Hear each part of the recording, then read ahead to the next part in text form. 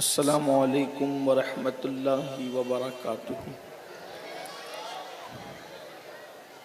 अल्हम्दुलिल्लाहि रब्बिल आलमीन। इन्नल्लाह अश्तरा मिनल मुअमिनीना अनफुसहुम व अम्वालहुम बिअन्न लहुमुल जन्नह युक़ातिलूना फ़ी सबीलिल्लाहि फ़यक़्तुलूना व युक़्तलून वअदन अलैहि हक़्क़न फ़ित्तौराति वल इंजीलि वल क़ुरआन वमन औफ़ा बिअहदिही मिनल्लाहि फ़स्तबशिरू बिबैइकुमुल्लज़ी बायातुम बिही वज़ालिका हुवल फ़ौज़ुल अज़ीम।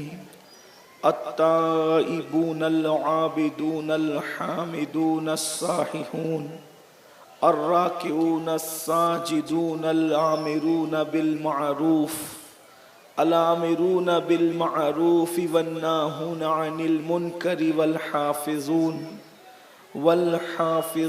लिहुदूदिल्लाह वबश्शिरिल मुमिनीन। सदक़ल्लाहु अलैहि वसल्लम। क्या बात रज़ा उस चमनिस्तान करम की, क्या बात रज़ा उस चमनिस्तान करम की, ज़हरा है कली जिसमें हुसैन और हसन। सुभान अल्हम्दुलिल्लाह। ये सवाद आज़म अहल सुन्नत व जमात की आलमगीर तहरीक सुन्नी दावत इस्लामी के 25वें सालाना महफिल ताजदार करबला की 8वीं महफिल है अल्हम्दुलिल्लाह। और उसमें आपकी हम सब की शिरकत अल्लाह पाक कबूल करे। सैयदा ज़हरा के लालों का सदका अल्लाह हमें और क़यामत तक हमारी नस्लों को दोनों जहान में अता फरमाए। जिन आयात की तिलावत की गई है, अगर उसके आईने में हम करबला वालों की ज़िंदगी को, उनकी सीरत को देखें तो आसानी के साथ समझ सकते हैं। अल्लाह पाक इरशाद फरमाता है कि बेशक अल्लाह ने मोमिनों की जान और माल को जन्नत के बदले खरीद लिया। ईमान वालों की जान और माल जन्नत के बदले अल्लाह ने खरीदा है। बाजार मुस्तफ़ा में खरीदार है खुदा। बाजार मुस्तफ़ा में खरीदार है खुदा। कितना हंसी हिजाज है बाजार मिस्र से। तड़पा दिया किसी ने मदीने के जिक्र से। आज़ाद हो गया हूँ दो आलम की फिक्र से। और जब से मिला है दामन आले रसूल का, बेफिक्र हो गया हूँ शफाअत की फिक्र से। मिलती जो फर्श मस्जिद नबवी तो चूमते, वाजिब से सुन्नतों से फराइज से वित्र से। तो अल्लाह पाक फरमाता है कि हमने मोमिनों की जान और माल को जन्नत के बदले खरीद लिया है। और फिर अल्लाह ने जिनकी जान और माल को जन्नत के बदले खरीदा, अब उनकी सिफत बयान की जा रही है कि ये वो लोग हैं जो अल्लाह की राह में मरते भी हैं और मारते भी हैं। यानी अल्लाह ताला ने इनको ये जज्बे अता किए हैं कि ये मरते भी हैं अल्लाह की राह में और मारते भी हैं। करबला का नक्शा आप अपने जहन में लाएं। वैसे इंशाअल्लाह ताला आज वक्त रहा तो कुछ शहादतें हम करबला शरीफ से मुतालिक पढ़ेंगे, लेकिन अगर आज टाइम ख़त्म हो गया तो कल तो जैसा कि हम पढ़ते हैं शहादतें कल इंशाअल्लाह आप सुनेंगे। लेकिन करबला का वो खूनी मंजर जहन में लाएं। अल्लाह पाक फरमाता है फ़यक़्तुलून व युक़्तलून। वो अल्लाह की राह में इतना जज्बा रखते हैं कि मरते भी और मारते भी। फिर अल्लाह ताला ने इनका जिक्र कहाँ कहाँ किया, इन मोमिनों का। तो अल्लाह पाक फरमाता है हमने इनसे वादा किया है, हमने इनसे वादा किया है। और इनका जिक्र वादे का कहाँ है? तौरात में है, इंजील में है, कुरान में है। और फिर अल्लाह तबारक व ताला से जो इन्होंने खरीद और फरोख्त की है, जो बई की है, ये कितनी कीमती बई है। अल्लाह ताला इरशाद फरमाता है ये लोग कामयाब है। अच्छा, फिर कोई ये कह सकता है कि हर बंदा अल्लाह के मरने और मारने वाला तो अल्लाह की राह में मर और मार रहा है। तो आगे कुरान ने उनकी सिफात बयान फरमाई, 9 सिफत बयान की कि ये जो अल्लाह के मोमिन बंदे हैं, आप इन मोमिन बंदों की जिंदगी में झांक कर देखोगे तो फिर इनकी जिंदगी के अंदर तुम्हें 9 सिफतें बिल्कुल नुमाया नजर आएगी। इसका मतलब यह है कि कुरान ने जिन मरने मारने वालों का जिक्र किया है, करबला को अगर आप देख रहे हैं तो उसमें यजीद का ग्रुप नहीं है बल्कि इमाम अली मकाम का गिरोह है, क्योंकि कुरान अब उसकी वजाहत कर रहा है। क्या फरमा रहा है कि उनके अंदर सिफात क्या है, तो अल्लाह फरमाता है अत्ताइबून अल आबिदून। अल्लाह पाक फरमाता है कि ये वो लोग हैं जो तौबा करने वाले हैं, इबादत करने वाले हैं, अल हामिदून अल्लाह की हम्द करने वाले हैं, और ये रोजे रखने वाले हैं। और फिर अल्लाह तबारक व तआला इरशाद फरमाता है राकिऊन साजिदून, ये रुकू करने वाले हैं, ये सुजूद करने वाले हैं। और उसके बाद फिर फरमाया अल आमिरून बिल मारूफ, और ये नेकी का हुक्म देने वाले हैं। और उसके बाद फरमाया ये बुराई से रोकने वाले हैं। और उसके बाद फरमाया वल हाफिजून, और ये हिफाजत करने वाले किसकी, हुदूदुल्लाह की, अल्लाह की हदों की हिफाजत करने वाले हैं।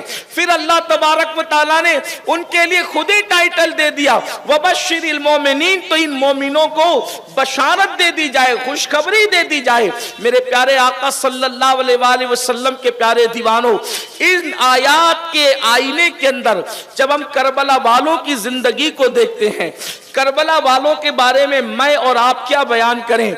सैयदना इमाम हसन बसरी का कौल है, इमाम हसन बसरी रज़ी अल्लाह ताला अन्हु फरमाते हैं कि करबला में जो 72 थे वो अपने दौर के सबसे बेहतर लोग थे।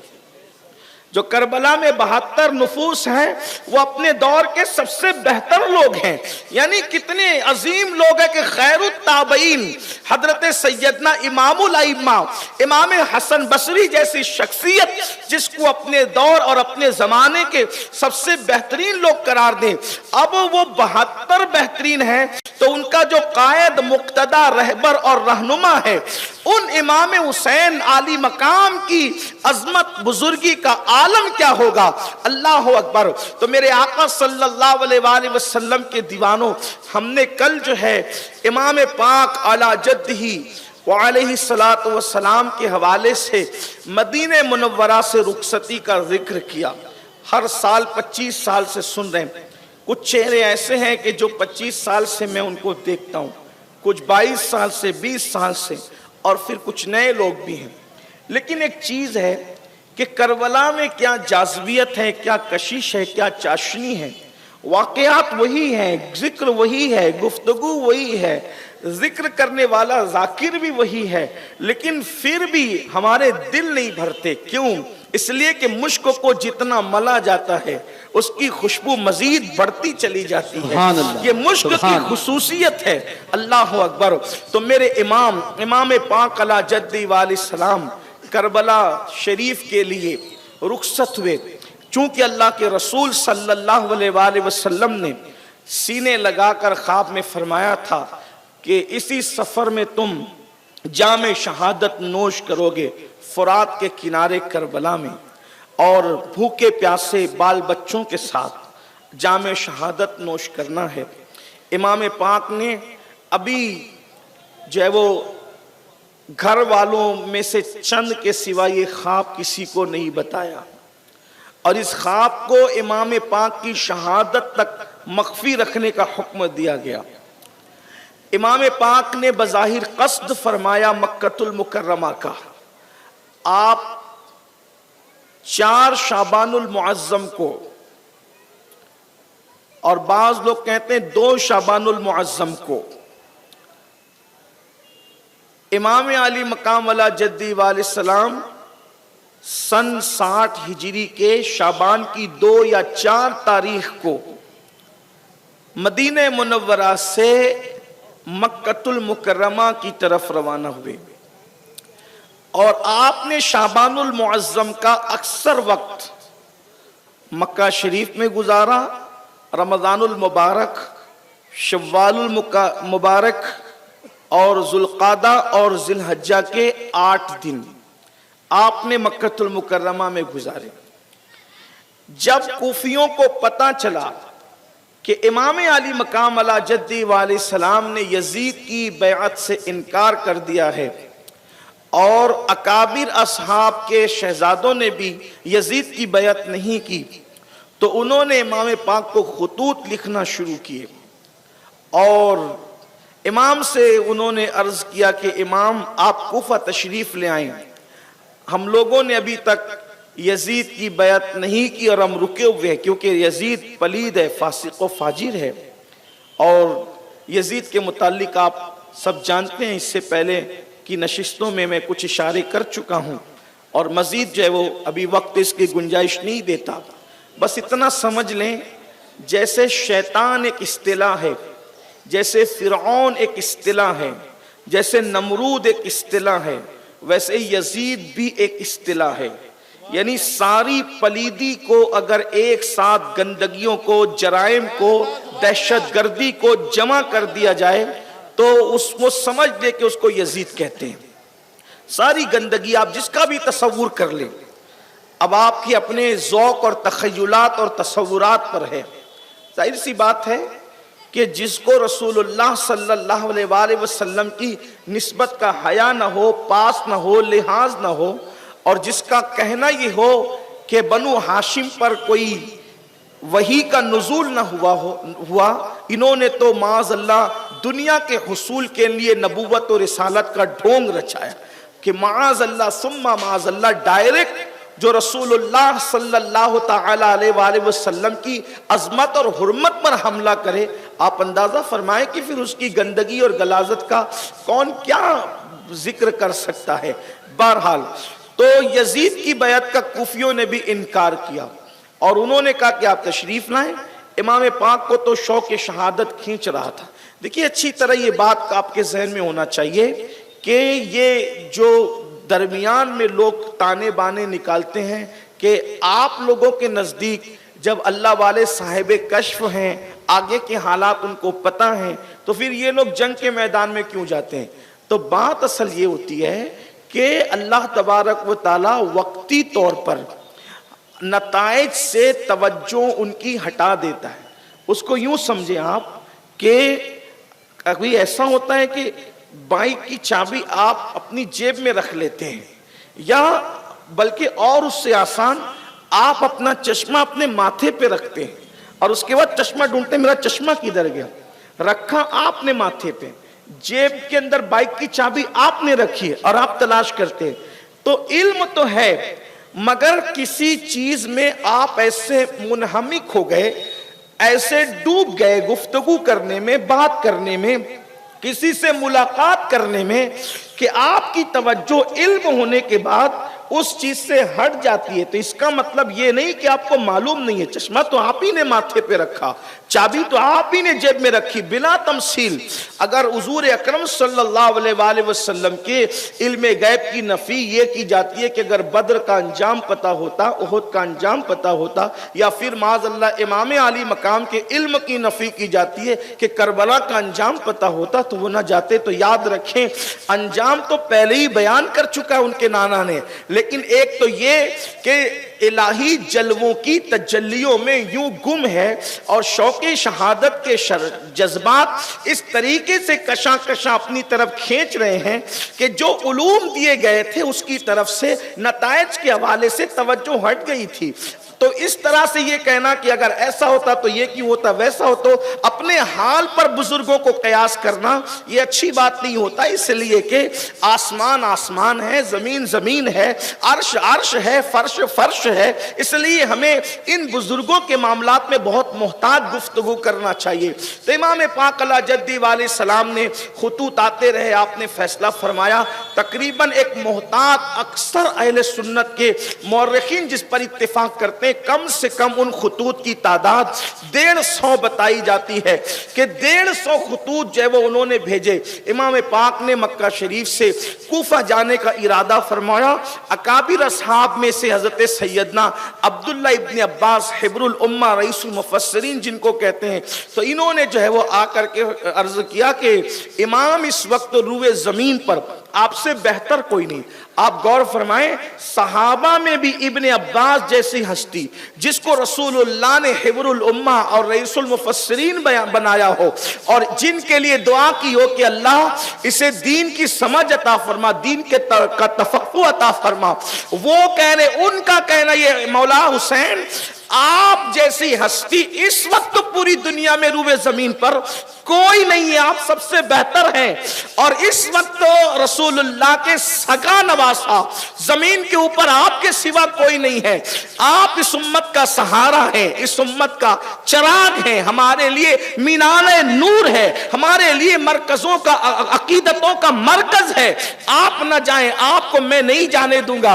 इमाम पाक अला जद्दी वाले सलाम ने फरमाया, लेकिन आप इनकी तहरीर देखें, इनके खुतूत देखें, ये कहते हैं आखिर में यहां तक कहते हैं कि इमाम अगर आप ना आए तो ऐसा हो सकता है कि फिर हम मजबूरन यजीद की बैत करेंगे और जब अल्लाह हमसे पूछेगा क़यामत के दिन तो हम ये कह देंगे मौला हम तो दीन बचाने के लिए तेरे नबी के नवासे को पुकारते थे मगर वो ना आए तो मेरे लिए उज्र क्या होगा।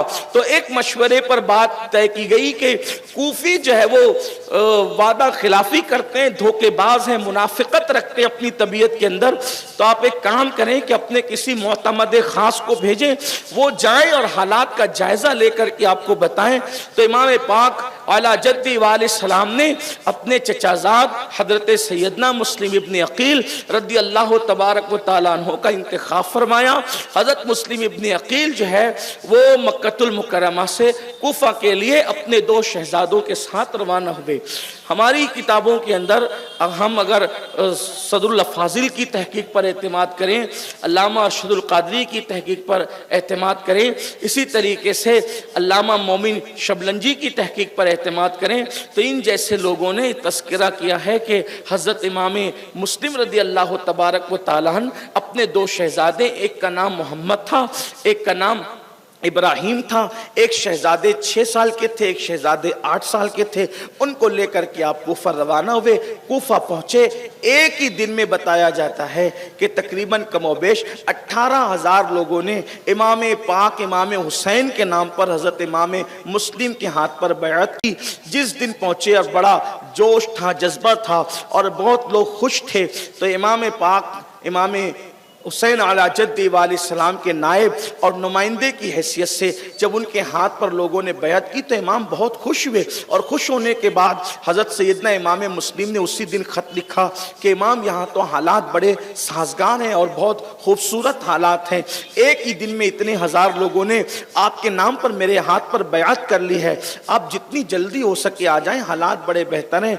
इधर सैयदना इमाम मुस्लिम का ख़त जो है वो कूफा से मक्कतुल मुकर्रमा की तरफ रवाना होता है और उधर जो है वो यजीद को इत्तला दी जाती है कि इमाम मुस्लिम कूफा आए हैं और उन्होंने जब वो लोगों को बैत करना शुरू किए, जोक दर जोक जो है लोग उनके हाथ पर इमाम हुसैन के नाम पर बैत कर रहे हैं और वो तुम्हारी बैत को अहमियत नहीं दे रहे हैं, तुम्हारी हुकूमत को अहमियत नहीं दे रहे हैं।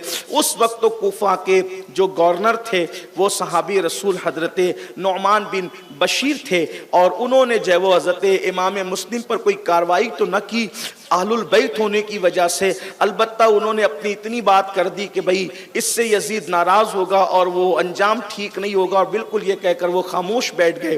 कुछ मुखबिरों ने यजीद को खबर दी। यजीद ने अपने दौर का बदतरीन इंसान जिसका बाप भी जिना की पैदावार था, ये मुहक्किकीन का अपना कौल है, इब्ने कसीर को उठा लें आप, इब्ने असीर को उठा लें आप, जो वो हमारे अहले सुन्नत के मुअर्रिखीन और अहले सुन्नत के मुअर्रिखीन में भी बनामे अहले सुन्नत उस तबके को उठा लें कि जो अपने आप को अहले सुन्नत तो कहता है लेकिन बाज़ाब्ता तौर पर उनका ताल्लुक हकीकी अहले सुन्नत से नहीं है बल्कि अहले बिदअत से उनका ताल्लुक है, इब्ने तैमिया वगैरह से उनका ताल्लुक है। उन लोगों ने भी जो है वो ये बात कही है कि इब्ने ज़ियाद का बाप जो ज़ियाद था तो वो एक शख्सियत के ज़िना की पैदावार था। ज़माने जिहालत में एक साहब ने जो है एक कनीस के साथ जिना किया था और उस जिना से जो है वो ज़ियाद पैदा हुआ था और जियाद का बेटा था उबैदुल्लाह इब्ने जियाद। इसका मतलब आप देखें कि अहलुल बैत के साथ बेवफाई करने में बहुत अच्छे लोग नहीं थे। तो यहां से हमें एक जहन मिलता है कि जिसको भी अहलुल बैत की बेवफाई करते देखो, बुराई करते देखो, उनके साथ दगा करते देखो, तो समझ जाना कि कहीं ना कहीं जो है वो शराफत से रास्ता और राब्ता मुनक़ते हो गया है। जिसका राब्ता खून का रिश्ता, दिल का रिश्ता शराफत और दयानत से और ईमान से मुंसलिक रहेगा, वो अहलुल बैत के खिलाफ कभी जा ही नहीं सकता। इसलिए कि अल्लाह तबारक व ताला ने शरीफ तबीयतों के अंदर ये फितरत रखी है, तवज्जो करना, फितरत रखी है, इसलिए कि मजहब अलग है, अल्लाह अकबर, और फितरत का तकाजा है, अल्लाह अकबर। मिसाल के तौर पर मजहब हक कोई कबूल करता है, लेकिन सलीम फितरत जो है, इंसान जो भी पैदा होता है फितरत इस्लाम पर पैदा होता है। बाद में माँ बाप उसको अगरचे बिगाड़ दे, लेकिन अगर वो असल फितरत पर कायम है तो किसी मजहब से ताल्लुक होगा, लेकिन फितरत उसको नबी और आले नबी से मोहब्बत करने पर मजबूर करती रहेगी। जैसे फितरत में मुंह में लुकमा डालना है, फितरत में मुंह में लुकमा डालना है, लुकमा कभी नाक में नहीं डाला जाता, लुकमा कभी आंख में नहीं डाला जाता, ये फितरत है। इंसान हमेशा सामने की तरफ चलने की कोशिश करता है, ये फितरत है। इंसान कभी उल्टा पुल्टा नहीं चलता, ये खिलाफे फितरत है। जिस दरवाजे के मिजागरे आगे की तरफ ठोके होते हैं, वो दरवाजा पीछे की तरफ खुलता है, ये फितरत है। अल्लाह अकबर। और अगर कोई उसको आगे की तरफ ढकेले तो दरवाजा टूटेगा, क्योंकि ये खिलाफे फितरत है। तो इसी तरह यानी अल्लाह ने इंसान के खमीर में इश्क को गूंद दिया है। तब पता चला जो इंसान फितरत सालिहा पर रहेगा, किसी खित्ते में, किसी कबीले में, किसी इलाके में रहेगा, वो नबी से भी प्यार करेगा, आले नबी से भी प्यार करेगा। अलबत्ता अगर उसके खून में शराफत नहीं है और वो फितरत से रिश्ता तोड़ने की कोशिश करके खिलाफे फितरत चल रहा है, तो समझ जाना फिर वो अहलुल बैत के खिलाफ जाएगा। याद रखना, जो भी लोग अहलुल बैत के खिलाफ आए हैं, आप नाम पेश करते जाएं, हम बताते जाएंगे कि अल्लाह अकबर कहां कहां पर खताएं मौजूद है, कहां कहां पर अल्लाह अकबर शराफत से रिश्ता मुनक़ते होता नजर आता है। एक बात सच्ची बता दूं, वल्लाह अगर जानवर भी है, जानवर, तो वो भी अगर अपनी फितरत पर है तो वो भी नबी और आले नबी से मोहब्बत करता नजर आता है। दरख्त भी है अपनी फितरत पर, वो भी नबी और आले नबी से मोहब्बत करते नजर आते हैं। अगर वक्त हो इस पर गुफ्तगू की जाए, परिंदों में से किस किस, हत्ता के मेरे अजीज फल भी अपनी फितरत पर होते हैं तो वो मोहब्बत करते हैं। मौला मुश्किल कुशा सैयदना अली करमल्लाहु तआला वजहुल करीम फरमाते हैं कि अल्लाह ने मेरी मोहब्बत फलों पर पेश की। हालांकि इस हदीस पर मुहद्दिसीन ने इसकी सनद पे कलाम किया है, लेकिन ज़ईफ रिवायतें फज़ाइल अमाल में मकबूल हुआ करती। तो इमाम अली मुर्तज़ा कहते हैं अल्लाह ने मेरी मोहब्बत फलों पर पेश की, जिन्होंने कबूल कर ली वो मीठे हो गए, और जिन्होंने कबूल नहीं की अल्लाह ताला ने उनमें कड़वाहट पैदा फरमाई। आप अंदाजा फरमाए, अली की मोहब्बत से फल मीठे होते हैं, ये है मोहब्बत अली का सिला। आप गौर फरमाए तो बात दूर निकलती। अर्ज कर रहा था कि जब यजीद ने देखा कि साहिब फितरत सहाबी रसूल हजरत नुअमान बिन बशीर रदी अल्लाह ताला कोई खिलाफ नहीं जा रहे, कोई कार्रवाई नहीं, हालांकि वो गवर्नर हैं, कोई उन्होंने खिलाफ कार्रवाई नहीं की, जितनी एक तालिब इल्म होने की हैसियत से अहले सुन्नत की कुतुब में हम जानते, उन्होंने कोई खिलाफ कार्रवाई नहीं की। गवर्नर थे तो उसने जो है सोचा कि मैं किसको मुंतखब करूं। उसका एक दोस्त था, उसका एक दोस्त था इब्ने सरजून।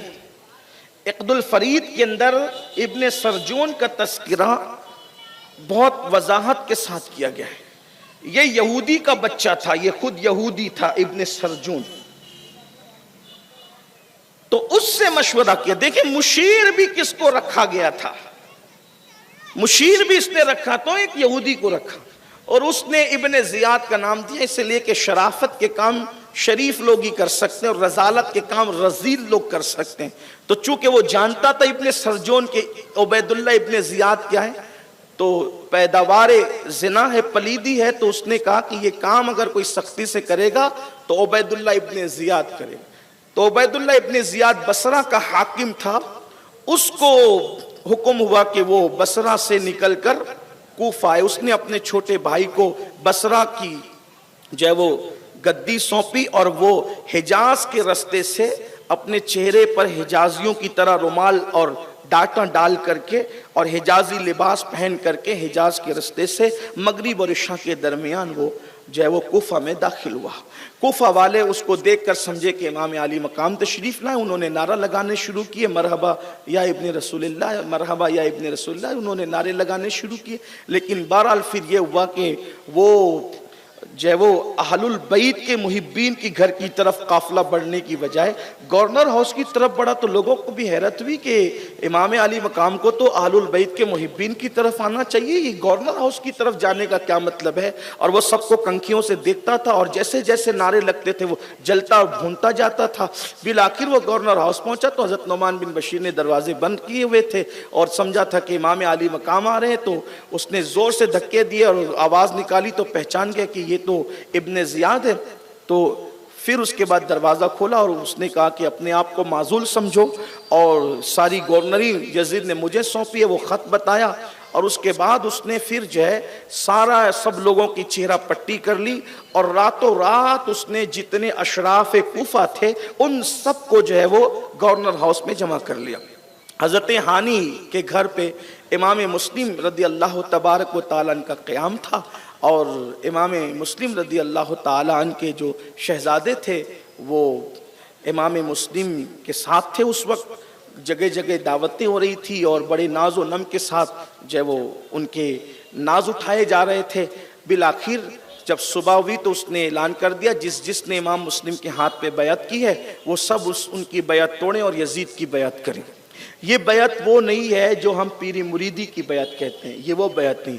दरअसल ये जब बार बार आप बैत का जिक्र सुनते हैं तो ये बैत वो है कि जब मुसलमान किसी को अपना अमीर और मुक्तदा और पेशवा मानते हैं, खलीफा मानते हैं, तो उसके हाथ पर बैत करते हैं कि आपके साथ वफा करेंगे, बगावत नहीं करेंगे, जानो माल से आपकी मदद करेंगे, नुसरत करेंगे, हिमायत करेंगे। यानी कि गोया के उसके साथ वफा का अहद किया जाता है, इसको बैत कहते हैं। आपके खिलाफ नहीं जाएंगे और आपको हम अपना अमीर मानते हैं, पेशवा मानते हैं। तो यजीद की बैत जबरदस्ती ली जा रही थी।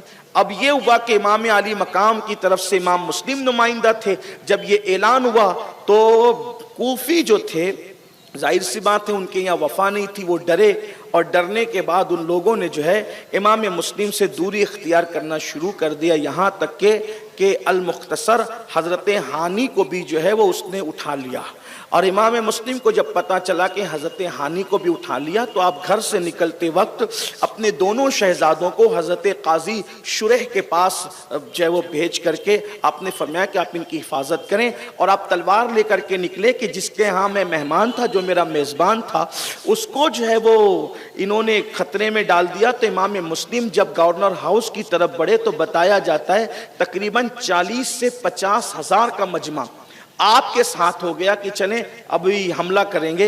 लेकिन उस वक्त भी इमाम मुस्लिम जो है जब गवर्नर हाउस का घेराव किया तो आपने फरमाया कि जंग का आगाज हमारी तरफ से नहीं होना चाहिए क्योंकि मुसलमानों का खून बड़ा कीमती है। हालांकि उस वक्त अगर आप इशारा फरमाते तो फिर गवर्नर हाउस की ईंट से ईंट बच जाती, लेकिन इमाम ने इशारा नहीं फरमाया। इब्ने जियाद ने यह किया कि जितने शुरफाए कूफा को उसने जमा कर रखा था उसने कहा कि अगर तुम्हारे ये रिश्तेदार जो गवर्नर हाउस का घेराव किए हुए अगर इनको यहां से नहीं हटाओगे तो मैं तुम्हें कत्ल कर दूंगा। उनकी जब अपनी जान पर बनाई तो उन्होंने अपने अपने कबीलों से और रिश्तेदारों से कहा कि एक काम करो कि तुम यहां से हट जाओ वरना इब्ने जियाद हमें मार डालेगा, और अगर तुमने हमला भी किया हमें बचाने के लिए हम तक पहुंचने तक तो हम मर जाएंगे, इसलिए कि तुम यहां से हट जाओ। तो जिस कबीले के कायद ने और जिस कबीले के अमीर ने, जिस कबीले के बासर शख्स ने अपने कबीले को कहा वो सब लोग जालिम इमाम मुस्लिम का साथ छोड़ते छोड़ते छट गए। इमाम मुस्लिम जब गवर्नर हाउस की तरफ बढ़े थे तो 40 या 50 हजार लोग आपके साथ में थे, और जब शाम हो रही थी, मगरिब का वक्त आ रहा था, तो सब लोग छट गए थे और सिर्फ 500 लोग इमाम मुस्लिम के साथ रह गए थे। इमाम मुस्लिम मगरिब की अजान हुई, कूफा की मस्जिद में नमाज के लिए पहुंचे। जब नमाज शुरू की तो उस वक्त तो 500 लोग पीछे खड़े थे, और जब आपने सलाम फेरा तो कोई भी एक भी आदमी आपके साथ न था। इमाम मुस्लिम रदी अल्लाह तआला फूट फूट कर रोते थे, आपकी आंखों में आंसू थे। इमाम मुस्लिम सोचते थे कि या अल्लाह, मैंने तो जो है इमाम अली मकाम इमाम हुसैन को खत लिखा है। क्या हो रहा है भाई? कुछ नहीं हो रहा है, आपकी तवज्जो इस तरफ नहीं, कोई बात नहीं है, आप जिक्र सुनिए, आप एक बार दुरूद शरीफ पढ़ें। बच्चों को आगे बैठाने की मुश्किल यही है कि इन्हें प्यार से मैं इसलिए सोचता हूँ कि आगे बिठाएं कि हमारी कौम का मुस्तकबिल है, लेकिन बहरहाल बच्चे बच्चे हैं। अब यह है कि मजमा देखने की कोई ज़रूरत आपको नहीं है, आपको इधर मिंबर पे देखना चाहिए, और फिर बच्चों के साथ बड़े भी बच्चे बन जाते हैं। और जब लोग पीछे देखते हैं, सभी पीछे देखते हैं। एक बार दुरूद शरीफ पढ़ लें आप, अल्लाह रब्बो, दुरूद शरीफ पढ़ें आशिकों की तरह बुलंद आवाज़ से दुरूद शरीफ। अल्लाह रब्बो मुहम्मदिन सल्लल्लाहु अलैहि वसल्लम नहनु इबाद मुहम्मदिन सल्लल्लाहु अलैहि वसल्लम वाला ज़वी व आलिया बदद दुहूर व करमा सलातम व सलामन अलैका या जद्दल हसन वल हुसैन वाला आलिका व अस्हाबिका या जद्दल गौस सकलैन। तो इमाम मुस्लिम ने जब देखा कि पीछे कोई भी नहीं तो फूट फूट के रोने लगे। अपनी जान की परवाह नहीं थी, सोच रहे थे या अल्लाह, मैंने तो इमाम अली मकाम को ख़त लिखा है, इमाम जब मेरा ख़त देखेंगे तो उनको मुझ पर इतना एतमाद है कि वो मेरा ख़त पढ़कर तो किसी के रोकने से रुकेंगे नहीं और वो ज़रूर तशरीफ़ लाएंगे। बिल आखिर ये हुआ कि आप मस्जिद से बाहर निकले तो देखा कि कूफा में सबके दरवाजे बंद।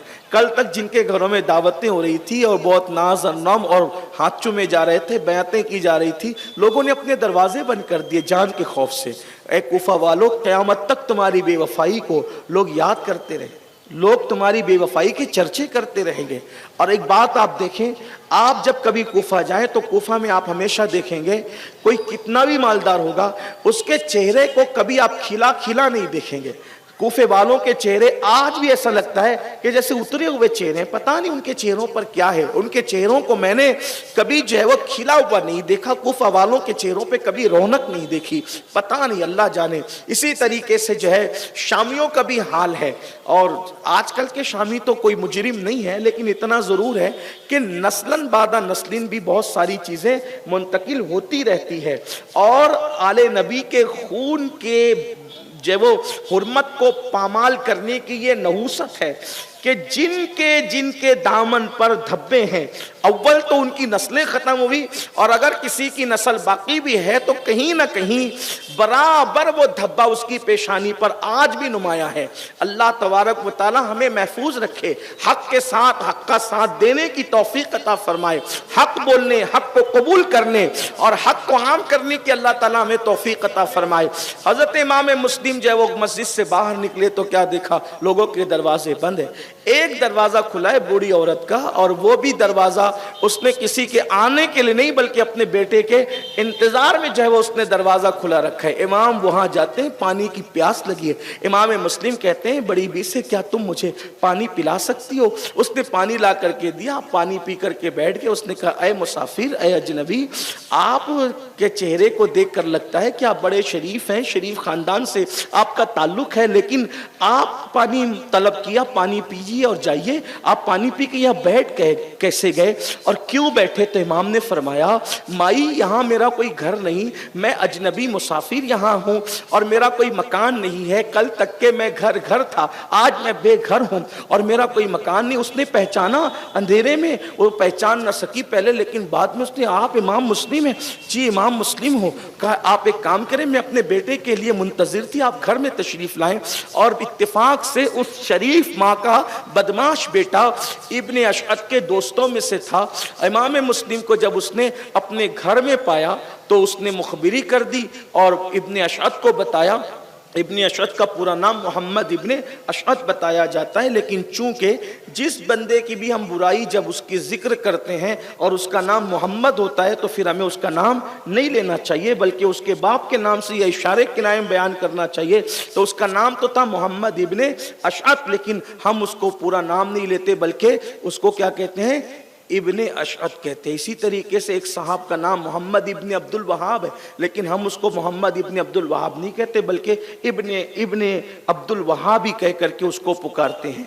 इस तरीके से इसका ख्याल करना चाहिए कि किसी भी तरह से नाम मोहम्मद की बेएहतरामी ना हो, बल्कि अगर किसी का नाम मोहम्मद हो तो उसका नाम लेकर के उसको गाली नहीं देना चाहिए, इसका भी आपको एहतराम करना चाहिए, इज्जत करना चाहिए। अलबत्ता आप जिसको गाली दे रहे हैं तो माज़अल्लाह ये गाली रसूलुल्लाह की तरफ नहीं जाती, क्योंकि आपकी नियत तो इसको देना है। लेकिन जितना अदब में आगे बढ़ोगे उतना अल्लाह तबारक व तआला आपको नवाजेगा। हजारों साल की इबादतें वहां तक नहीं पहुंचाती जहां इंसान को अदब पहुंचाता है। और फिर याद रखना, अल्लाह अकबर, हजारों साल के गुनाह आपको उतना नुकसान नहीं पहुंचाते जितना बेअदबी आपको नुकसान पहुंचाती है। इसलिए बादब बनो, बादब बानसीब, बेअदब बदनसीब, अद्दीन कुल्लुहु अदब। दीन पूरा के पूरा अदब का नाम है। हमारा मजहब अदब, हमारा मसलक अदब, हमारा मशरब अदब, हमारी तहजीब अदब, हमारा तमद्दुन अदब। इसलिए अदब के साथ रहो और अपनी जबान को कंट्रोल में रखो।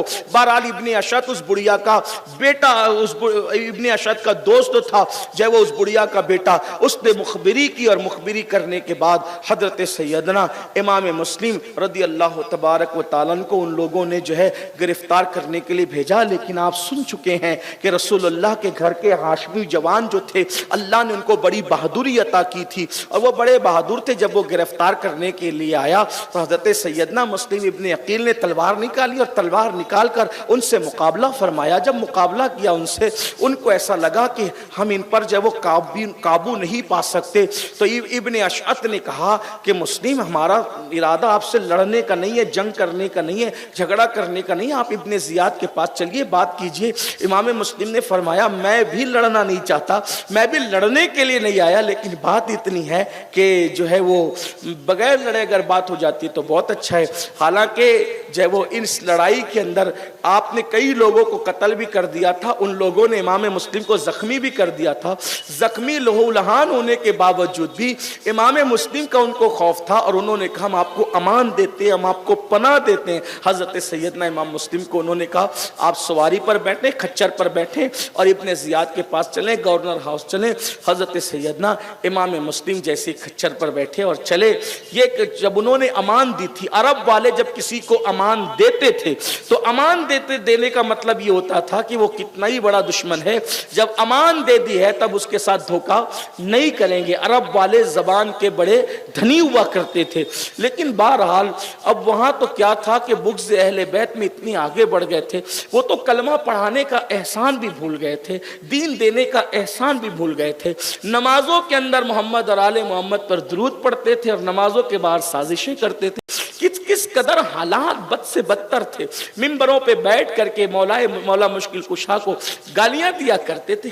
सोचे तो सही हालात किस तरह थे, कैसे थे। बल्कि आपको बताऊं कि एक जमाना यूं बीता, बुग़्ज़ अहले बैत का एक ज़माना यूं बीता मरवानियों के दौर में कि मुल्क के शाम में कोई अली नाम नहीं रखता था, हसन नाम नहीं रखता था, हुसैन नाम नहीं रखता था, ये नाम नहीं रखे जाते। इतनी उनके, जैसे आज हमारे यहाँ यजीद नाम नहीं रखता कोई, मरवान नाम नहीं रखता।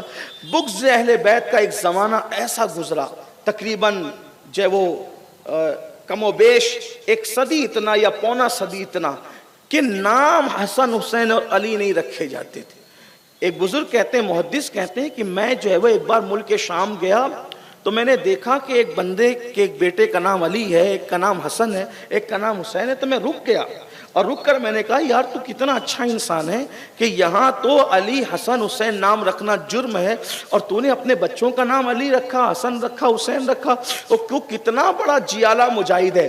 तो उसने कहा, आप क्या समझते हैं, मैंने अली नाम अली की मोहब्बत में रखा, हसन नाम हसन की मोहब्बत में रखा, हुसैन नाम हुसैन की? नहीं, असल में मैं गाली देने वाला आदमी हूँ, मुझे गालियाँ देने की आदत है। तो जब मैं बच्चों का नाम रख रहा था तो मैंने सोचा कि कुछ भी नाम रखूंगा तो गाली ही दूंगा।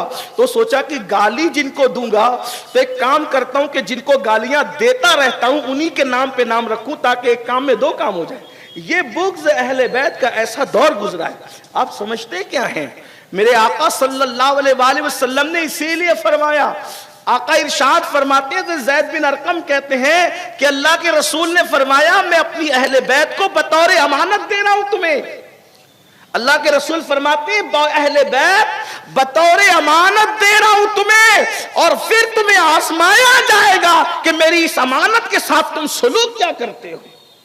और आप गौर करें फिर सुलूक क्या किया गया, और आज भी कुछ लोगों की तबीयत के अंदर क्या सुलूक है, आप गौर करें।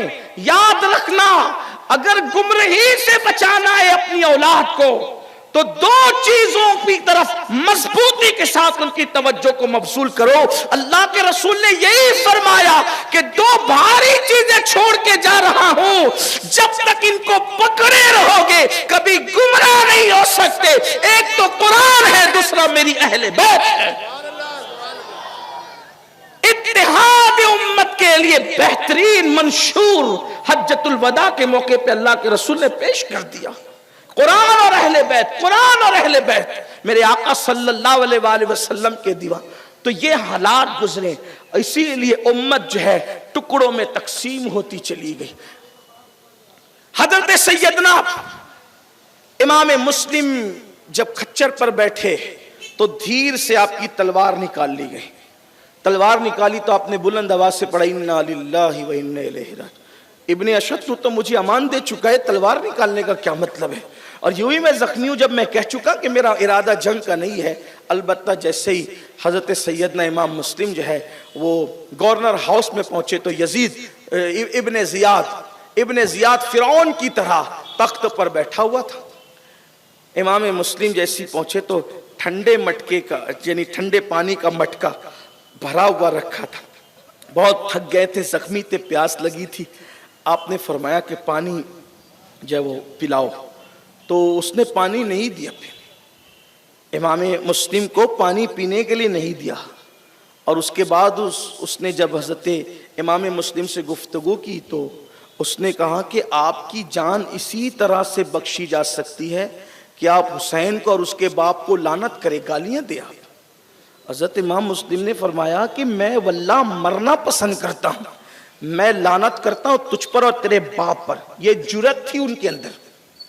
इमाम मुस्लिम में जुरत थी इब्ने जियाद के सामने।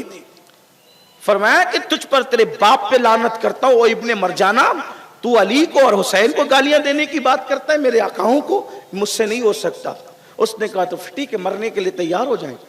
तो इमाम मुस्लिम ने कहा कि ठीक है। और आपने फिर जो है वो कुछ वसीयतें फरमाई। वहां पर अमर बिन साद मौजूद था, हज़रत साद इब्न अबी वक़ास रदी अल्लाह तबारक व तआला का बेटा। आपने फरमाया कि यहाँ तो मेरे रिश्तेदारों में अमर साद ही है। उसने कहा मैं कोई वसीयत नहीं सुनता। यानी हालात के धारे में कैसे लोग बहते हैं, दुनिया कितनी बेवफा। एक बात याद, एक बहुत बड़े मुफक्किर से मैंने सुना, उन्होंने कहा कि मैंने दुनिया से बढ़कर बेवफा किसी को देखा ही नहीं। दुनिया पे कभी भरोसा मत करना। इमाम कहते हैं शहद दिखाए, जहर पिलाए, कातिल डाइन शौहर कुश, इस मुर्दार पे क्या ललचाया, दुनिया देखी भाली है, सूना जंगल रात अंधेरी, छाई बदली काली है, सोने वालों जागते रहियो, चोरों की रखवाली है। कभी दुनिया से जी मत लगाना, कभी दुनिया से वफा की उम्मीद न करना। प्यार सबसे करो, मोहब्बत सबसे करो, अखलाक के साथ सबसे पेश आओ, सबके साथ रिश्ता रखो, ताल्लुक रखो, लेकिन वफा की उम्मीद किसी से न रखो।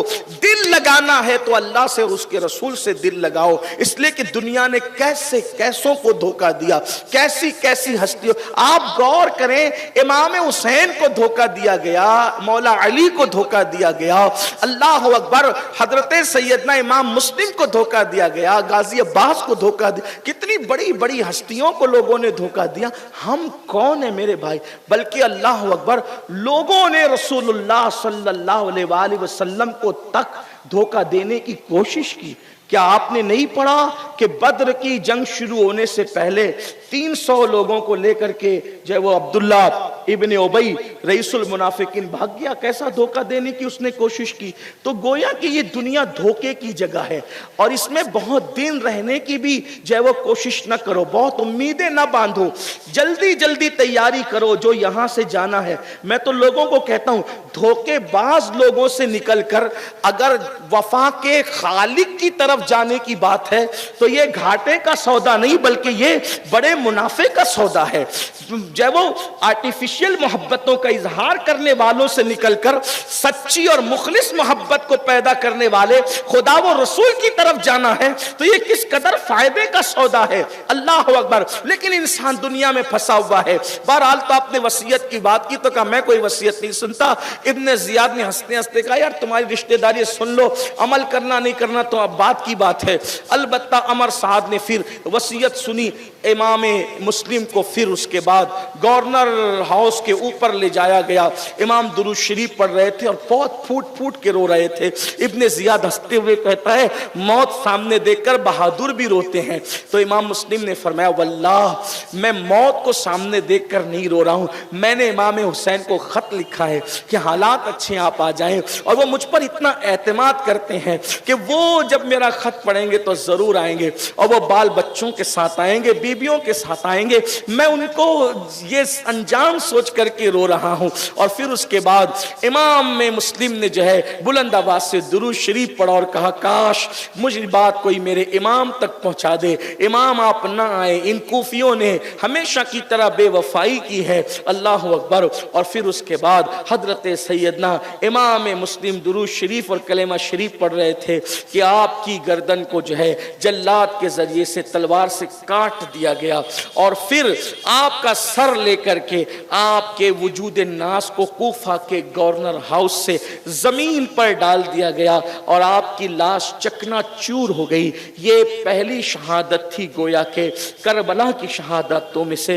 इन्ना लिल्लाहि व इन्ना इलैहि राजिऊन। और उसके बाद वो चकनाचूर बदन जो गवर्नर हाउस से गिरा करके जमीन पर डाल करके हड्डियों को चूर चूर किया गया था, अल्लाह अकबर, उसको बाजारों के अंदर लटकाया गया और सर को पूरे कूफा में फिराया गया।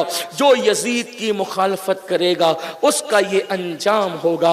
और इमाम मुस्लिम रदी अल्लाह तबारक व तआला अन्हु का जसद अतहर कई दिन तक के जो वो बाजार कूफा में लटका रहा।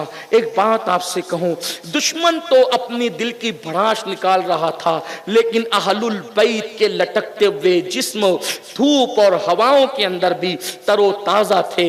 हजरत हामिद मुस्तफाबादी ने बहुत अच्छी अक्कासी की। कहते हैं कि मोहम्मद मुस्तफ़ा के बाग के सब फूल ऐसे हैं, मोहम्मद मुस्तफ़ा के बाग के सब फूल ऐसे हैं जो बिन पानी के तर रहते हैं, मुरझाया नहीं करते।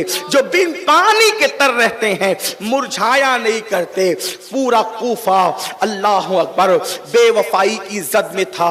ऐ कूफा वालों, क़यामत तक तुम्हारी मेहमान नवाजी को याद किया जाएगा धोखेबाजी के हवाले से। इमाम मुस्लिम का सर फिराया जा रहा है, कूफे के बाजार में जिस्म लटका हुआ है, और उसके बाद जब शाम होकर के रात सी अपनी जुल्फों को कूफा के उस बेवफा लोगों के ऊपर डालती है और रात तारीख हो जाती है। घर में सन्नाटा था, खौफ हिरास में लोग डूबे हुए थे। इब्ने जियाद के जो है वो महल के अंदर, बल्कि गवर्नर हाउस के अंदर जश्न का समा था। हुसैन के नायब को, हुसैन के मोतमद को हमने काट दिया और पूरा कूफा खौफ और हिरास में डूबा है। ऐसे में एक घर में चिराग जल रहा था और उस घर में हजरत काजी शुरे जो मौलाए कायनात के शागिर्द भी थे, काजी शुरे हजरत मोहम्मद और इब्राहिम को अपने पास बिठाकर सर पे हाथ फेरते, प्यार करते, मोहब्बत करते, सोचते या अल्लाह उस जालिम इब्ने जियाद ने ऐलान किया है कि मुस्लिम के बेटे भी उसके साथ थे, जिसके पास मिल जाए मैं मुंह मांगा इनाम दूंगा, यजीद से भी कुछ दिलाऊंगा, और अगर जो है वो किसी के घर मिल जाए, किसी ने पनाह दे रखी है तो मैं उसे कत्ल कर दूंगा। काजी शुरे ने सोचा ये जालिम लोग हैं, नन्हे नन्हे बच्चे 6 और 8 से 6 साल और 8 साल की उम्र है। मैं हुजूर सदुल फाजिल और अल्लामा अरशदुल कादिर रईसुत तहरीर की तहकीक पर एतमाद करते हुए आगे बढ़ूं और उन्हीं की तहरीर से इस्तिफादा करते हुए मैं आपके सामने इन नन्ही शहादतों को भी पेश करूं। अल्लाह अकबर। हजरत काजी काजी शुरेह ने उन बच्चों को, शहजादों को सर पे हाथ फेरा, माथा चूमा, प्यार किया। तो दोनों शहजादों ने कहा, काजी साहब इस तरह से आधी रात के बाद हमें नींद से उठा करके प्यार करना, मोहब्बत करना और बार बार सर पे हाथ फेरना, दरअसल ये हमारे खानदान के अंदर रिवायत है कि जब बच्चे यतीम हो जाते हैं तो उनके सर पे इसी तरह हाथ फेरा जाता है, प्यार दिया जाता है। क्या हमारे बाबा न रहे, हम यतीम हो गए? काजी शुरेह ने उनको सीने से लगाया, सीने से लगा करके फूट फूट कर रोने लगे और ये इत्तिला दिल पर, सीने पर पत्थर रख करके दी, ऐ खानदान नबुव्वत की मासूम कलियों, हाँ हाँ तुम्हारा बाबा आज जामे शहादत नोश कर चुका। कूफा वालों ने तुम्हारे बाबा के साथ बेवफाई की। मैं पहले भी, कल भी और इससे पहले सालों में बयान कर चुका हूं, खानदान नबुव्वत के जिन शहजादों को हम बचपने की वजह से मासूम कहेंगे, वो सिर्फ और सिर्फ लुग़वी माना में कहेंगे, जिसको हुजूर रईसुल कलम अल्लामा अरशदुल क़ादरी ने जिस माना में अपनी किताब में लिखा। रही बात रवाफिज जिस माना में कहते हैं, उस माना में कहने की न हमारी मंशा है, न हमारी मुराद है और न हमारा वो अकीदा है। बहरहाल हजरत इमाम हजरत काजी शुरेह ने फरमाया, खानदान नबुव्वत की उन मासूम कलियों से तुम्हारे बाबा शहीद हो चुके। दोनों भाई एक दूसरे के सीने लग के लिपट लिपट के रोने लगे। हाय बेकसी, हाय मुसाफिरत में बाप का साया सर से उठ जाना। काजी शुरेह ने कहा, शहजादो रोने का वक्त नहीं है, एक काम करो, हिजाज मुकद्दस की तरफ काफिला जा रहा है, मैंने अपने बेटे से कह दिया है, वो तुम्हें ले जाएगा और ले जा करके काफिले से मिला देगा, तुम उस काफिले के साथ हो जाना, सही सलामत दारुल अम्न मदीने मुनव्वरा पहुंच जाओगे। अल्लाह अकबर। दोनों शहजादे तैयार हुए। जो रोज़े रसूल पे जाते थे तो भी कभी अकेले नहीं जाते थे, बाबा की उंगली पकड़ कर जाते थे, लोग कंधे उठाते थे, लोग पेशानियां चूमते थे, अल्लाह अकबर, लोग सरों पर रखते थे। लेकिन आज कूफा से मदीने मुनव्वरा का सफर दोनों शहजादों को अकेले तय करना है। काजी शुरेह का बेटा उन दोनों शहजादों को लेता है, बहुत खामोशी से और चुपके से निकलता है और काफिले की धूल और गर्द और गुबार नजर आई तो फौरन काजी शुरेह के बेटे ने कहा, शहजादो ये तुम्हारे हिजाज की तरफ जाने वाली काफिले की गर्द और गुबार और धूल है, ये धूल नजर आ रही, बस यही काफिला चले जाओ। दोनों शहजादे उस धूल को देखते हुए आगे बढ़े। थोड़ी ही देर में धूल नजरों से गायब हो गई और काफिला न था, न गर्द और गुबार था। अल्लाह अकबर। दोनों शहजादे पैदल चलते चलते थके, कभी पैरों में कांटे चुभते हैं, अल्लाह अकबर। और फिर उसके बाद रात का सन्नाटा है, अल्लाह अल्लाह। हालात ये है कि दरिंदों के चीखने चिल्लाने की आवाज आती है, एक दूसरे से सीना चिमटा करके एक दूसरे से लिपट जाते हैं, पत्ता खड़कने की आवाज आती है, दिल धक धक करने लगता है, अल्लाह अकबर। कभी पैरों में कांटे भी न चुभे थे, आज पैर कांटों से छलनी थे। हालात ने क्या दिन दिखाए, लोगों ने क्या दिन दिखाए, दुनिया की हवस ने आले नबी के साथ क्या सुलूक किया, अल्लाह अकबर। थक करके ये सोच के बैठ गए, सुबह होगी तो देखा जाएगा। रात की तारीकी थी, इब्ने जियाद के गुर्गे तलाश करते करते शहजादों को जंगल में पहुंचे। नन्हे शहजादे पूछा, बताओ कौन हो? तो सोचा यतीमों के साथ तो काफिर भी अच्छा सुलूक करते, यतीम सुनकर काफिर भी अच्छा सुलूक करते हैं। बिल्कुल सादगी के साथ कह दिया, सच्चों की औलाद थी, सच्चे थे, सच्ची तरबियत की गई थी, सच्चाई का दर्स दिया गया था, सच्चाई के माहौल में पले बड़े थे। तो कह दिया हम इमाम मुस्लिम के यतीम हैं। इतना सुनना था कि जुल्फे पकड़कर जालिमों ने इतना मारा, तमाचे लगाए। कभी घर में, मोहल्ले में, मदीने मुनव्वरा में तमाचों का तसव्वुर भी न था, लेकिन इतना मारा चेहरे पर उंगलियों के निशान पड़ गए, बाल पकड़ करके, जुल्फे पकड़ करके कसी गई। और उसके बाद का, जालिमों हम तुम्हें ढूंढ ढूंढ कर थकते हैं और तुम भागे भागे जंगल में फिरते हो। बिलाखिर इब्ने जियाद के पास लाकर दोनों शहजादों को जमा करा दिया। इब्ने जियाद ने कहा, इनको कैद खाने में डाल दो। सोचो तो सही, अल्लाह अकबर। हिंदुस्तान में भी 6 और 8 साल के बच्चों को अल्लाह अल्लाह मुनकिरीन इस्लाम जेल में देखना पसंद नहीं करते, लेकिन जिन पर नमाज में दुरूद पढ़ा जाता है उन शहजादों को जेल में डाला जा रहा है, कैद में डाला जा रहा है। फिर लोग कहते हैं कि इनका कसूर क्या है। मैं आपसे पूछना चाहता हूं, अगर इंसाफ दुनिया में मौजूद है, हक हकायक दुनिया में मौजूद है, सच्चाई दुनिया में मौजूद है। लोग अंदाजा करें आखिर शहजादों ने बिगाड़ा क्या था, इमाम मुस्लिम ने बिगाड़ा क्या था, इमाम हुसैन ने बिगाड़ा क्या था। सिर्फ दीन की बका और तहफ्फुज के लिए खानदान उठा था, बाकी और चीज क्या थी। लेकिन अल्लाह अकबर, इब्ने जियाद बदनिहात बानिए फसाद, उस जालिम ने कहा कि ले जाओ और कैद में डाल दो, यजीद को खत लिखता हूं, जो हुक्म देगा उस पर अमल किया जाएगा। लेकिन याद रखना अल्लाह अकबर, ऐसा जरूर होता है कि अहले इंसाफ के गुलिस्तान में कांटे भी खिलते हैं और कांटों के दरमियान कोई चुपके से फूल की कली भी मुस्कुराती है। ऐसा होता रहा है। और जब कैद में डाला गया तो कैद में जो कैद खाने का जो दारोगा था उसका नाम मशकूर था। मशकूर ने शहजादों को देखा और उसको तरस आया। उसने कहा, शहजादों मेरी जान का जो कुछ हो, लेकिन आपके नाना की शफाअत की खातिर मैं इतना कर सकता हूं कि तुम्हें रात को चुपके से आजाद कर दूंगा, तुम चले जाना यहां से। देखो कादसिया में मेरा भाई रहता है, यह अंगूठी लो, मेरे भाई को अंगूठी दिखाना। जब तुम कादसिया पहुंच जाओगे तो तुमको वह हिजाज पहुंचा देगा बहुत आसानी के साथ। दोनों शहजादों ने मशकूर की अंगूठी ली और अंगूठी लेकर के जो रास्ता कादसिया का बताया था उसकी तरफ चले। फिर रास्ता जो है वो भूल गए। नन्हे थे, उम्र छोटी थी, ख्याल न था, रास्ता भूल गए। नन्हे नन्हे बच्चे कब तक चलते। कल का खौफ भी था कि दुश्मन हमारी तलाश में है।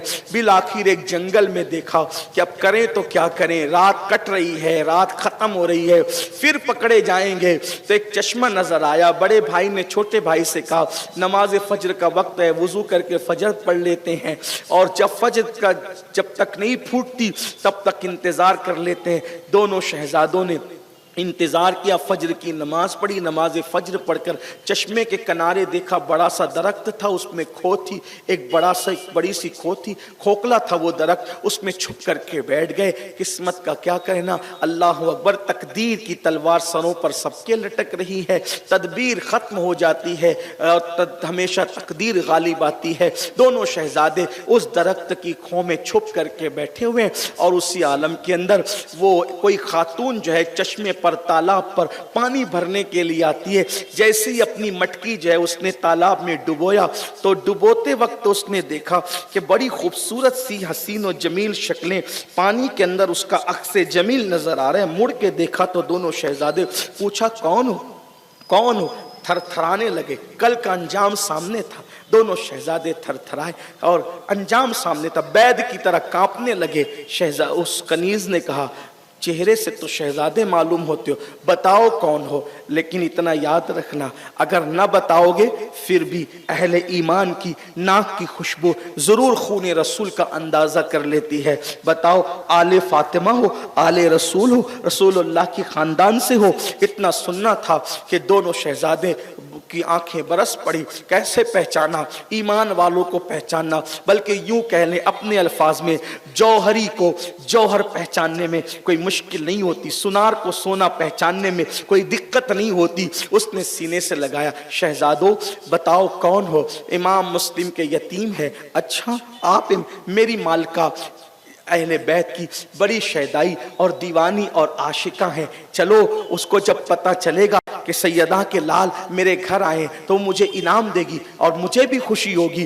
दोनों शहजादों को लिया और लेकर के जैसे ही घर पहुंची और अपनी मालिका से बताया, देखो ये सैयदा के घराने के फूल हैं, मुस्कुराती हुई कलियां हैं। और शहजादे थे बड़े खूबसूरत, हसीन और जमील, लेकिन चलते चलते लिबास पर गर्दो गुबार थी, जुल्फे गर्दो गुबार में अटी हुई थी, चेहरों पर भी जो है वो अल्लाह अकबर हालात कुछ सफर के आसार जाहिर थे। जैसे ही मिले तो उसने मुंह धुलाया, कपड़े दिए और खाना खिलाया। और खाना खिला के कहा, शहजादों मैं आपकी दादी की कनीज हूं, एक काम करें इस घर को अपना ही घर समझे, यहां रहे। दुश्मनों के शहर में कोई मामन मिल गया, पनागाह मिल गई।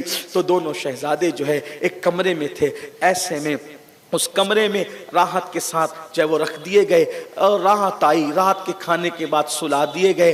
देर के बाद उसका शौहर आया। उसके शौहर को तारीख में हारिस लिखा गया है। और शौहर आया, बीवी ने पूछा रात इतनी देर से क्यों आए, कहाँ थे? वो कहा अरे मुस्लिम के बच्चे जेल में रखे गए थे, इब्ने जियाद ने रखा था, वो वहां से जो वो मशकूर नामी दारोगा जो जेल का था उसकी साजिश से निकाल दिए गए। अब वो कहता है कि मैंने यजीद को खत लिखा है, बच्चे न मिलेंगे तो मैं यजीद को क्या जवाब दूंगा? तो उसने बहुत बड़ा इनाम रखा है, बीवी इतना माल मिलेगा, इतने घोड़े मिलेंगे, ये मिलेगा, वो मनसब मिलेगा, क्या क्या मिलेगा। वफादार बीवी ने कहा जालिम, तू दुनिया के लिए आले नबी का खून अपने ऊपर हलाल करता है, ये करता है। बहुत समझाया, बहुत कहा, लेकिन जिसके दिल पर दुनिया की हवस छा जाती है उसको कुछ नजर नहीं आता, दुनिया का भूत सवार हो जाता है, उसको कुछ नजर नहीं आता। बिलाखिर बीवी ने खाना खिलाया, बहला फुसला कर जालिम को सुलाया। इधर वो आंख बंद करके सोया, उधर बच्चों के रोने की आवाज आई, शहजादों के रोने की आवाज आई। उठा और उठ करके कहा बीवी से कि बच्चे कहाँ रो रहे हैं? हमारे घर में तो छोटे बच्चे नहीं, ये बच्चों के रोने की आवाज कहाँ से आ रही? बीवी ने कहा शायद तेरे कान बज रहे हैं या पड़ोस से रोने की आवाज आ रही। कहा नहीं, रोने की आवाज हमारे घर से आ रही। क्यों रो रहे थे, रोने की आवाज क्यों आ रही थी? बात इतनी थी, बड़े भाई ने छोटे भाई को जगाया, जगा के कहा वो सो नहीं उठो, सो नहीं उठो, इसलिए कि सोने का वक्त नहीं, इस वक्त तो अब जो है दुनिया से जाने का वक्त है। तो छोटे भाई ने कहा भाई भैया हुआ क्या? कहा कि मैं सो रहा था, मैंने क्या देखा? अल्लाह अकबर, हौज़े कौसर का किनारा है, सैयदुल अंबिया मुहम्मदुर रसूलुल्लाह जलवगर है, दादा अली मर्तज़ा भी है, सैयदा फातिमतुज़ ज़हरा भी है, ताया इमाम हसन भी है। और ऐसे में बाबा पहुंचे तो सरकार ने पूछा मुस्लिम तुम तो आ गए, शहजादों को कहाँ छोड़ आए हो? तो और किसके भरोसे छोड़ा है? तो बाबा ने कहा नाना जान से, या रसूल अल्लाह बस वो भी इंशाल्लाह थोड़ी देर में हमारे पास आ जाएंगे, या रसूलल्लाह बस थोड़ी देर में, थोड़ी सी देर है, मेरे शहजादे भी आएंगे। भाई से कहा मेरे भाई मैंने ख्वाब देखा, इसका मतलब अब दुनिया नापायदार में हमें रहना नहीं है। बाबा ने इशारा दे दिया ख्वाब के जरिए से कि हमें वापस पलट कर जाना है। छोटे भाई ने कहा मेरे भैया सच बताऊं मैं भी इसी ख्वाब में जो है वो मसरूफ था और यही ख्वाब मैं भी देख रहा था, आपने उठा दिया। दोनों भाई सीने लग करके रोने लगे, हाय अब अम्मी का चेहरा देखना नसीब ना होगा, हाय अब मदीने मुनव्वरा जाना नसीब ना होगा, हाय मदीने मुनव्वरा की गलियां देखना नसीब ना होगा, हाय मदीने मुनव्वरा की वो बहारें, वो खजूर के दरख्तों की कतारें, वो मदीने मुनव्वरा की मुअत्तर फजाएं। अल्लाह अकबर, बाबा गए, माँ का चेहरा देखने की तमन्ना थी, अब माँ का चेहरा भी नजर नहीं आएगा। ये कहकर एक दूसरे से लिपट लिपट कर नन्हे शहजादे रोने लगे और वो उस घर को तो अपना ही घर समझे थे। ऐसे में उस जालिम की जबान खुली, रोने की आवाज सुनी। बीवी से कहा कहाँ आए, किस बच्चे, हमारे घर से बच्चे के रोने की आवाज कैसे आ रही है? बीवी ने समझाने की कोशिश की, जालिम न माना, ताला तोड़ा, दरवाजा खोला तो देखा कि नन्हे शहजादे नूरानी शक्ल के वो शहजादे नबी के लगते जिगर रो रहे हैं। पूछा कौन हो? वो अपना घर समझा था, कह दिया इमाम मुस्लिम के यतीम है। इतना सुनना था कि जालिम ने मारना शुरू किया, मैं तुम्हें ढूंढ रहा हूं, मेरा घोड़ा मर गया ढूंढते ढूंढते, पैदल चलते चलते थका और तुम मेरे घर में ऐश करते हो, मजे लेते हो। बीवी ने पकड़ा, बीवी को भी मारा, बिल आखिर उस जालिम ने कनीज ने पकड़ा, कनीज को भी मारा और फिर दोनों शहजादों के जुल्फों को पकड़कर दोनों के बालों से एक दूसरे को बांध दिया। सुबह का इंतजार करने लगा। बीवी अल्लाह अकबर हाथ जोड़ती थी, पैर पकड़ती थी, मेरे सरताज अपनी आखिरत को तबाह न कर, दुनिया नापायदार है, दुनिया की कोई हैसियत नहीं है। देख इन शहजादों के खून में अपने हाथों को रंगेगा तो मुस्तफा जाने रहमत को मुंह क्या दिखाएगा? आले नबी की दुश्मनी कभी फायदा मंद नहीं होती, नुकसान उठाएगा। बहुत समझाया न माना, बिल आखिर सुबह हुई तो सुबह को उसने अल्लाह अकबर अपनी सवारी ली और सवारी पर दोनों शहजादों के हाथ बांधे और जुल्फों से एक दूसरे की बाल तो बांध ही दिए गए थे। अल्लाह अकबर। और दोनों शहजादों को अल्लाह अल्लाह उसने चेहरे पर कपड़ा डाला और अपनी सवारी पर रख करके हजरत इमाम मुस्लिम के शहजादों को फुरात के किनारे ले जाने लगा। वो छुपा कर इसलिए ले जा रहा था, अगर किसी ने देख लिया, पकड़ लिया, ये बच्चे मुझसे छीन लेगा, इब्ने जियाद के पास ले जा करके देगा और इब्ने जियाद फिर उसको इनाम देगा, इनाम मुझे नहीं मिलेगा।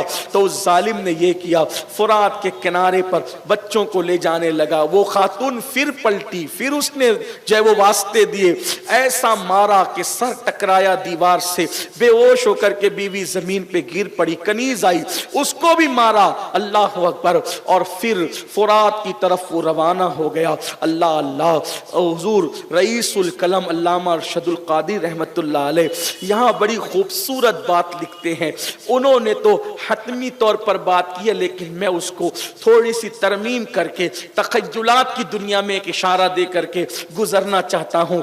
हजरत रईसुल कलम लिखते हैं कि फुरात के किनारे जब नन्हे शहजादों को उसने खड़ा किया और तलवार निकाली कि कत्ल करें, शहीद करें, तो बड़ा भाई कहता था पहले मुझे कत्ल कर दो ताकि मैं छोटे भाई की मौत न देख सकूं। और छोटा भाई कहता था कि पहले मुझे कत्ल कर दो ताकि मैं बड़े भाई को मरते हुए न देख सकूं। ऐसे आलम के अंदर अल्लाह अल्लाह रईसुल कलम जो लिखते हैं, इशारा दे रहा हूं, कहते हैं कि सैयदा की रूह पर क्या गुजरी होगी। सैयदा की रूह अतवर, सैयदा की रूह अतहर, रूह मुनव्वर, खातून जन्नत की रूह मुनव्वर, अल्लाह अल्लाह कब्र अनवर से अर्श की तरफ बार बार मचल मचल कर बढ़ती होगी ताकि जमीन और समा को, कायनात को तहोबाला कर दे, जेरो जबर कर दे। लेकिन रसूलुल्लाह का इशारे अबरू उनको सब्र की तलकीन करता होगा। गोया के मौलाए कायनात की कैफियत उस वक्त क्या रही होगी जब मोहम्मद और इब्राहिम पर अल्लाह अकबर 8 और 6 साल के शहजादों पे जब तलवार उठने वाली होगी, फातह खैबर जुल्फिकार हैदरी लेकर अल्लाह अल्लाह निजाम कायनात को तहोबाला करना चाहते होंगे या इशारे मोहम्मदुर रसूलुल्लाह की तरफ तकते होंगे कि करें क्या। लेकिन अल्लाह अल्लाह कहते हैं फरिश्तों की चीखें निकलती होगी, अर्श दहलता होगा, क्या हालात होंगे। अल्लाह अकबर। एक बेगुनाह आम इंसान मारा जाए तो अल्लाह का अर्श हिलता है, एक बेगुनाह आम इंसान मारा जाए तो अल्लाह का अर्श हिलता है। हदीस पाक है जब यतीम की आन निकलती है तो अल्लाह का अर्श हिलता है। वहां तो वो बेगुनाह भी है, खूने रसूल भी है, यतीम भी है, मुसाफिर भी है, नन्ही सी कलियां भी है और उनको मारा जा रहा है। ऐसे में बड़ा भाई छोटे भाई से बड़े, बड़ा भाई छोटे भाई के लिए, छोटा भाई बड़े भाई के पहले मुझे। इसी में उसकी बीवी को होश आई और कहने लगी खुदा के लिए ऐसा ना कर, खुदा के लिए ऐसा ना कर। उसने उसी तलवार से पहले बीवी को कत्ल कर दिया और फिर कहा दोनों भाइयों को इतनी तुम्हें जो है एक दूसरे से मोहब्बत है तो लाओ एक दूसरे के सामने मरने न दूं। और फिर अल्लाह अकबर, उसने तलवार निकाली और नन्ही मासूम जाने जो एक दूसरे से लिपटी हुई थी, दोनों को एक साथ शहीद कर दिया। दोनों के जिस्म अतहर से गर्दनें निकली। इन्ना लिल्लाहि व इन्ना इलैहि राजिऊन। ये दूसरी और तीसरी शहादत थी, बल्कि शहादतें तो और भी पहले इमाम मुस्लिम के बाद हो चुकी थी, हज़रत हानी की और दीगर लोगों की, लेकिन ख़ानदान नबुव्वत की ये दूसरी और तीसरी शहादत थी। दोनों शहजादों के जिस्म अल्लाह अल्लाह फुरात के किनारे पड़े थे और कोई कफन देने वाला, कोई दफन करने वाला भी आज मौजूद न था। उसने दोनों सरों को लिया और सर लेकर टोकरे में डाले और टोकरे में डालने के बाद इब्ने ज़ियाद के पास पहुंचा। इब्ने ज़ियाद से कहा, इब्ने ज़ियाद देख मैं तेरे लिए क्या लाया हूं और मुझे इनाम दे जिसका तूने वादा किया था, जिसके लिए तूने कहा था इनाम दूंगा, इकराम दूंगा, इनाम दिलवाऊंगा, ओहदे दिलवाऊंगा। तो उसने कहा क्या लाया मेरे लिए, बोल तो सही, बता तो सही। कहा मुस्लिम के बच्चों के सर। और कहा मैंने सर लाने के लिए नहीं कहा था, मैंने तो उनको जिंदा पकड़ के लाने के लिए कहा था, क्योंकि मैं यजीद को लिख चुका हूं कि वो मेरे पास कैद है और वो चले गए थे। तो अब अगर यजीद कहेगा जिंदा भेज तो मैं क्या करूंगा, और तूने मेरी इजाजत के बगैर कत्ल किया। फिर उसने कहा एक काम करो, अपने जो वो गवर्नर हाउस में कहा इसको पकड़ के ले जाओ, इसने मेरे सर पे मुसीबत खड़ी कर दी, इसको ले जाके उसी फुरात के किनारे पे कत्ल कर दो। न खुदा ही मिला, न विसाल सनम, न इधर के रहे न उधर के रहे, अहलुल बैत की दुश्मनी का अंजाम ये। दोनों शहजादों की शहादत हुई। उन दोनों का मज़ार मुक़द्दस अब भी इराक़ की सरज़मीन पर मौजूद है। फ़कीर की बार बार हाज़िरी हुई है। बहुत सारे मुहक्किकीन और जो है वो मुसन्निफ़ीन ने इन शहादतों के बारे में अपनी आरा का इजहार भी किया है। सब की आरा लायक तस्लीम है, लेकिन हम अपने बुज़ुर्गों के पाबंद हैं। हुज़ूर सदुल फ़ाज़िल ने, मुफ्ती जलालुद्दीन साहब हुज़ूर अल्लामा अरशदुल क़ादरी ने ये इसका ज़िक्र फरमाया। मैंने अल्लामा अरशदुल क़ादरी से उनकी तहरीर का सहारा लेकर शहादत इमाम मुस्लिम के बच्चों की शहादतें पढ़ दी। अल्लाह से दुआ करता हूँ, शब जुमा है, अल्लाह इन सैयदों के सदक़े, इन मेरे आका की इस मुक़द्दस आल के सदक़े, इन शहज़ादों के सदक़े अल्लाह ताला मेरी आपकी दुनिया, मेरी और आपकी नस्लों की दुनिया और आखिरत को संवार दे। अल्लाह हम सबको नबी और आले नबी की सच्ची वफ़ा नसीब करे। एहतराम असहाब रसूल के साथ अल्लाह ताला हमें जीने मरने की तौफ़ीक अता फ़रमाए। जिस दीन के लिए इन्होंने क़ुरबानियाँ दी है, अल्लाह ताला उस दीन पर हमें मर मिटने का जज्बा अता फ़रमाए। इनकी कुर्बानियों को महसूस करते हुए अल्लाह तबारक व तआला हमें भी दीन की तरफ होने की तौफीक अता फरमाए। नमाजों का पाबंद बनाए, शरीयत का पाबंद बनाए, दीन का पाबंद बनाए और अल्लाह रब्बुल इज़्ज़त हम सबको जराइम से बचाए, गुनाहों से बचाए इंशाअल्लाह तबारक व तआला। अब कल की तारीख जो है वो 9 मुहर्रमुल हराम है और उसका अगला दिन शनिचर को 10 मुहर्रमुल हराम है। तो 9 और 10 का रोज़ा रखना ये बड़ी फजीलत की बात है, 1 साल के रोज़ों के बराबर है। और ये भी फरमाया जिसने आशूर का रोज़ा रखा 1 साल पहले और 1 साल बाद के गुनाहों की मग़फ़िरत की बशारत है। और हुज़ूर अलैहिस्सलाम ने जब देखा कि 10 मुहर्रम को मदीने के यहूद रोज़ा रखते हैं तो अल्लाह के रसूल अलैहिस्सलाम ने फरमाया इनसे पूछो ये क्यों रखते हैं। तो उन्होंने बताया कि हम मूसा अलैहिस्सलाम को और उनकी कौम को फ़िरऔन और फ़िरऔनियों से नजात मिली थी, उसी खुशी के अंदर हम रोज़ा रखते हैं। तो मेरे आका अलैहिस्सलाम ने फरमाया मूसा हमारे पैगंबर है, हम इनसे ज़्यादा हक़दार हैं मूसा अलैहिस्सलाम का दिन मनाने के हवाले से। अलबत्ता ये 1 रखते हैं तो हम इनकी मुशाबियत से बचने के लिए 2 रखेंगे, यानी 9 और 10 को रखेंगे। तो इसलिए 9 और 10 को रोज़ा रखना ये सुन्नत है और इसकी बड़ी फजीलत है।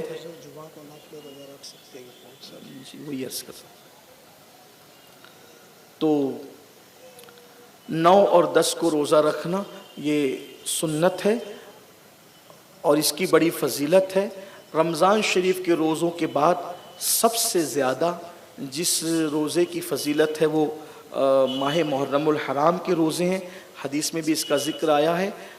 तो लेकिन चूँकि इस मर्तबा 9 मुहर्रमुल हराम जुमा के दिन आ रहा है तो बहुत सारे लोगों के अंदर यह है कि भाई जुमा को तो नफिल रोज़ा नहीं रख सकते।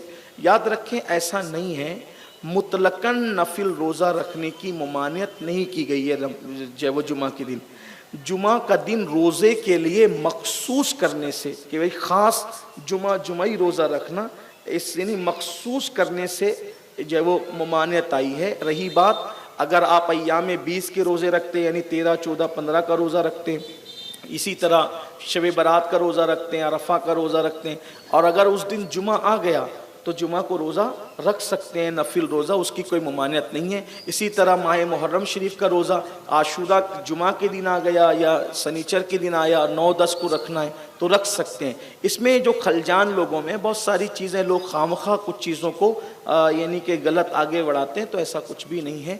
तो रोज़ा रखने आप रखें, रोज़ों का अहतमाम करें, दुरूद शरीफ का अहतमाम करें, तिलावत कुरान का अहतमाम करें, सबील इमाम हुसैन का एहतराम करें, सदका दे, इमाम आली मकाम की तरफ से सदका दें, नियाज करें, लोगों को खाना खिलाएं, इसकी बड़ी बरकतें हैं इंशाअल्लाह ताला। कभी मौका रह चुके हम तो दास्तान करबला बयान करते हैं तो ऐसा मौका ही बीच में नहीं आता कि इन सारी चीज़ों का तस्करा किया जा सके। इसलिए मैं आपसे कहता हूँ इमाम के नाम पे सदका देना, इमाम के नाम पे खिलाना, इमाम के नाम पे पिलाना, बहुत इसकी बरकतें हैं। बल्कि इमाम आली मकाम के नाम पर गैर मुस्लिमों ने खिलाया पिलाया तो अल्लाह ताला ने उनको कितना नवाजा, ये हमारे बुजुर्गों ने अपनी किताबों में लिखा है।